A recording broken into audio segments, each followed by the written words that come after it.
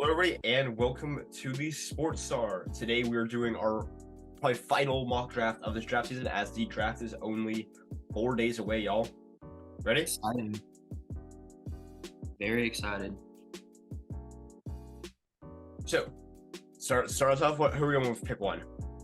All right, so pick one. It's been changing often, but for the first pick, I'm going Bryce Young. It was CJ Stroud for a hot minute, but I mean, we saw the S2 score for CJ Stroud, 18%. I think I could have gotten at least 70, but he got it 17. I don't know if it's smokescreen or not. I've heard rumors, stuff like that. I'm not going to take a chance on that. Plus, in my opinion, Bryce Young is a more better prospect. So. Yeah, also, after his top 30 visit with the Panthers, Bryce Young has canceled all of his other meetings, whereas CJ Stroud still has a lot of it, so it seems like they've told him. Yeah, he definitely knows something, because it just doesn't make sense logically for him to cancel those visits without assurance. Right. So number two, I think, is another easy choice. There's been a lot of smoke about Will Anderson or maybe Jalen Carter or Tyree Wilson here, but I think they still need to go CJ Stroud here. Because even looking ahead, and the quarterback class definitely has stronger potential, why would you take the risk on, either not getting it in position, like saying, exactly like this year when you don't get the number one pick? Why would you bet on that when you have a solid quarterback sitting right in front of you? Right. Yeah. So, third pick, I'm going to go with Will Anderson. Don't think they'll end up trading, and I don't think we're going to do any trades because PFF is stupid. Because you have to have PFF plus.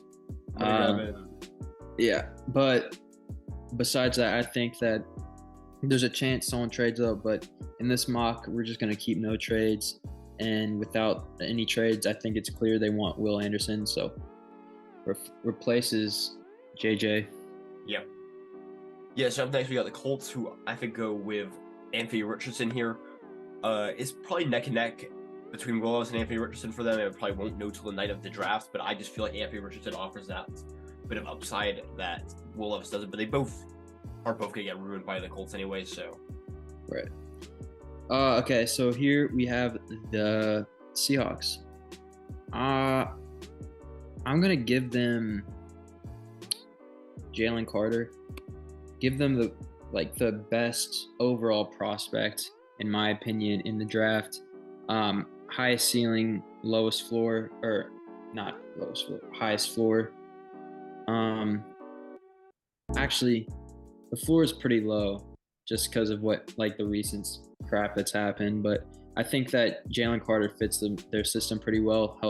Will help their D line a lot. And yeah, next pick. So up next we got the Detroit Lions. This is one of the hardest picks to predict for me, just because there's so many ways they could go. And obviously, Will Levis wouldn't be the worst pick here. I just don't think that's a need that they have that glaring. I think it's too early to draft one of the wide receivers, so I don't know that out. I do think they go Devin Witherspoon here out of Illinois. Just go BPA, and it is a position they need, as their defense was one of the most dismal ones last year. Right. Okay, yeah. So moving on to the Raiders. Raiders have several options they could go with. Obviously, Jimmy G is their quarterback at the moment. Think they will end up going quarterback here with Will Levis if he falls in this draft. We have him falling, and I think the upside is there. I think he's honestly the most NFL ready quarterback at the moment, but obviously it's not. It's kind of close with Bryce Young, but Will Levis, honestly, sit him behind Garoppolo, have him mentor him, and we'll just see how it turns out. Yeah. So this is I think that's one of the best spots you could go to in this top 10, just because you have Jimmy G there, who's one of the better quarterbacks. I think he fits that mold of what I think what I think Will Levis will be. So I do think that works pretty well. Up next, we got the Falcons on the clock. They probably go Will Levis if he's still available. I think here they go. I think they go Peter Skoronski here. just try to add that bit to their team, and their offensive line has not been great, and just that versatility that he has will definitely be a big thing for them. So Bears are gonna go with Paris Johnson here. Paris Johnson is my top offensive lineman, period, in this draft. Pure tackle. If you watched any Ohio State game, he was just dominant in every game. If you saw what he did to Jalen Carter, you'd be amazed. I think he's my favorite offensive lineman prospect, so I'm going to give it to the Bears, and that's what they need, protect Justin Fields. And yeah. Up next, we have the Eagles, and this is a position where they're drafting. This is about as good of a position as you could be as a team. You have 2 first-round picks with a really strong team around the board. I think they go Bijan Robinson here, just get that running back. Because last year they were one of the better rushing teams, but they never really had that true defining guy. And I think adding that just adds that element to that little bit of depth to the offense that they need to become one of the best offenses in history. All right, up next with the Tennessee Titans. So top 2 offensive linemen are off the board. I could see a situation where they take Broderick Jones, but I feel like Jackson Smith-Njigba, you have to take a wide receiver. At the moment, the Titans' wide receiver 2 is Nick Westbrook-Ikhine. Yeah, I agree with that. I'm pretty sure 95% of you who are subscribed or are watching this video don't know who he is, and I don't blame you. He's not a wide receiver 2, just to be clear. He's more of a 4 or 5 on other teams, but so yeah, that just shows you. And I think Jackson Smith-Njigba, highest upside for any wide receiver, and you saw what he did 2 years ago, and honestly last year he was pretty dominant as well. So yeah, I feel like Ohio State, he definitely has the biggest home run potential out of this draft, just because if he could get back to that form that he was at just a year ago, or I guess 2 years ago now, he'll be one of the best wide receivers potentially in the league. Whereas last season and before 2 seasons ago, very limited by injuries and the like. So it just depends on how much he gets injured.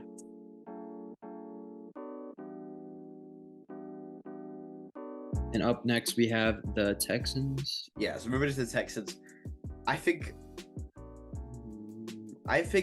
they go with Broderick Jones here out of Georgia. Just get that offensive line helped out a bit, build it up around him a bit more so that you can protect your new quarterback in a.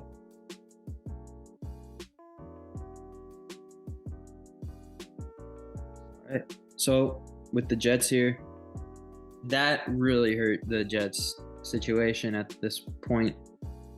They really need tackle, and Broderick Jones is just that, the athletic tackle.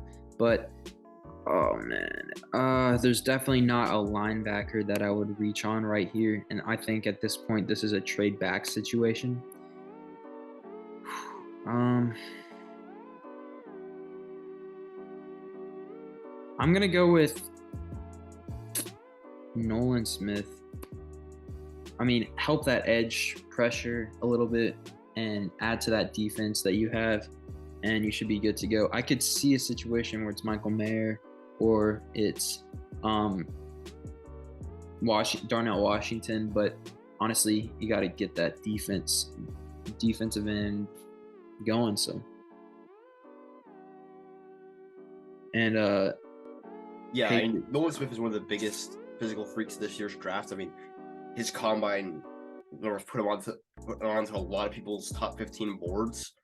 And yeah, I don't think it should be anybody's doubt that this will be a good fit for any team, honestly. So yeah. Up next we got the Patriots picking, and I think they go with Kalijah Kancey out of Pitt. Another guy who tested like crazy at the combine, and I can definitely see it has definitely been rising as a field drop. I think he fits in really well with New England. Mm-hmm. All right, so up next we have the Packers. Gonna go with I'm gonna go Zay Flowers. I think Zay Flowers gives him that over the top receiver. You got to build around Jordan Love, assuming Rodgers gets traded or retires, whatever he's gonna do. And Zay Flowers is my number 2 wide receiver off on the board. And you already have. I'm not gonna go with Quentin Johnson. He's too boom or bust, and the Packers really need someone who can execute day one, and that's what Zay Flowers does. Yeah, no, for sure. I think that even if Aaron Rodgers somehow ends up staying, I think this is a good fit for them too. Yeah. So I think in general they should be pretty happy with this result. Up next, you got the Commanders, who I think definitely looking at the off the whiteboard and definitely annoyed by that. But I think that Myles Murphy out of Clemson is a good fit here. Just getting one of the better edge rushers in the draft. Not a linebacker, obviously, but definitely fills in that pass rusher presence with some good stuff. All right, so moving on to the Steelers, they need DB help, and Christian Gonzalez slid 17. Wow, okay.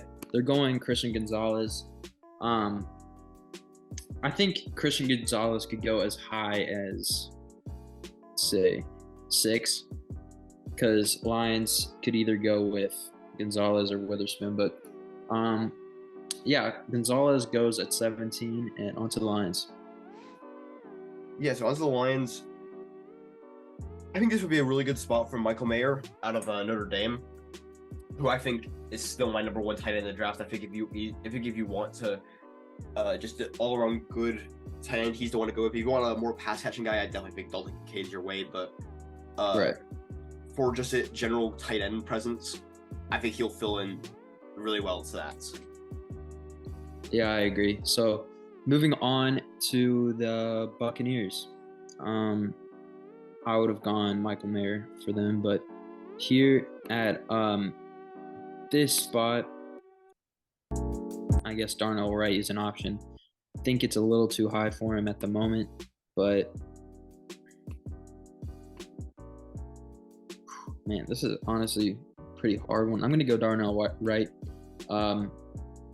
You have pretty old offensive linemen besides Wirfs, and I think getting some new faces. Obviously, Darnell Wright is a very talented tackle, as he allowed 0 sacks last year. Yeah, helps your team a lot. So, and I do think he fits into that Tampa Bay offense. They're trying to run a bit better, just because he looks a lot better in the passing game than he does in the run game. Yeah. So I think he fits that kind of Tampa Bay. Assuming they sit with a similar offense to what they ran last year with Brady. And honestly, I don't see any reason why they differ drastically from that. Just as they still don't have a great running game, but they still do have, even regardless of who's at quarterback, they still have Mike Evans and Chris Godwin at wide receivers. So you can't go that wrong with passing the ball too much. So I think he fits that very well. Up next, we got the Seahawks, who I think Dalton Kincaid goes pretty well here in their wide receiver. Obviously, guard. Actually, can I see the guard board real quick?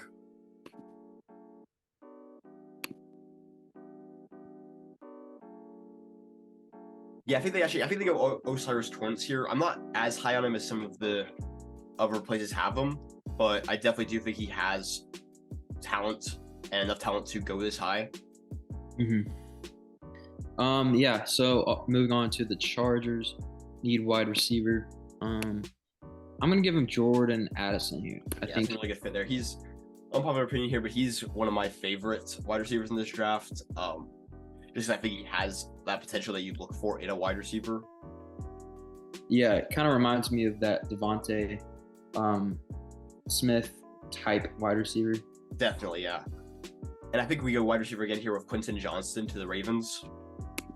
I just think that he has that kind of short passing game skill that'll go really well with that, even if they keep Lamar.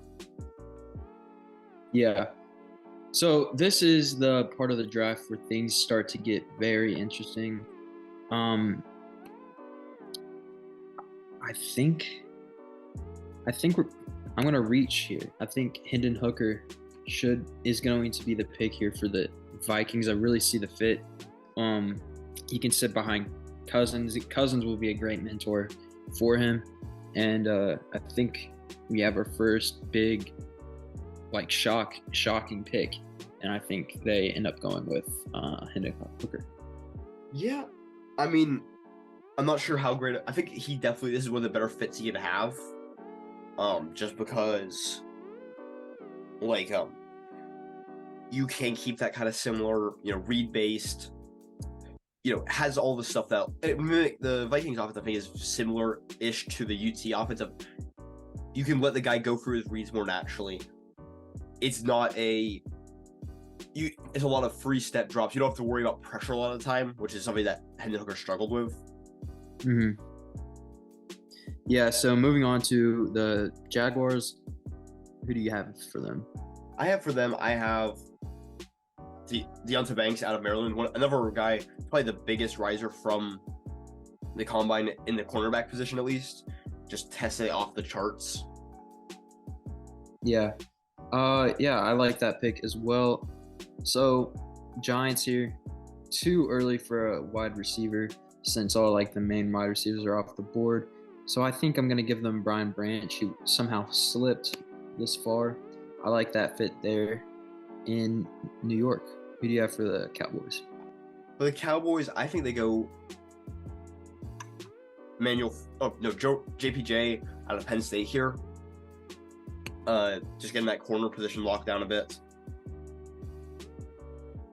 All right, and so the Bills,